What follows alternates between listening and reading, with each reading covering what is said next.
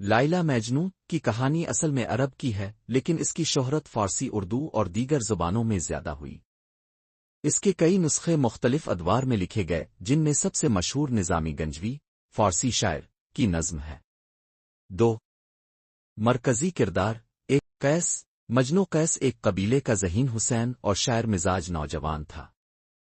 عشق میں دیوانہ ہونے کے باعث اسے مجنوں پاگل کہا جانے لگا۔ 2 لل ایک اور قبیلے کی خوبصورت نازک مزاج اور نازوں میں پلی لڑکی تھی۔ قیس اس سے عشق کر بیٹھا۔ 3 کہانی کی تفصیل: قیس اور لل ایک ہی مدرسے میں تعلیم حاصل کرتے تھے۔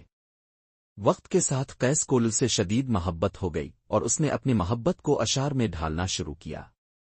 قیس کی محبت کا چرچا پورے قبیلے میں ہو گیا، یہاں تک کہ لل کے گھر والے ناراض ہو گئے۔ محبت میں دیوانگی: قیس دن رات لل کے خیالوں میں گم رہتا۔ وہ جنگلوں میں پھرنے لگا، جانوروں سے باتیں کرنے لگا، اس کا لباس پھٹ گیا اور لوگ اسے مجنوں کہنے لگے۔ نکاح کی رکاوٹ: لل کے والدین نے اسے قیس سے دور کر دیا اور ایک اور رئیس شخص سے اس کی شادی کر دی۔ قیس نے اس کے باوجود لل کو یاد کرنا نہ چھوڑا۔ غم و ہجر: لل بھی قیس سے محبت کرتی تھی، لیکن خاندان کی عزت اور سماجی دباؤ کی وجہ سے وہ کچھ نہ کر سکی۔ شادی کے بعد بھی لل دل سے قیس کی رہی۔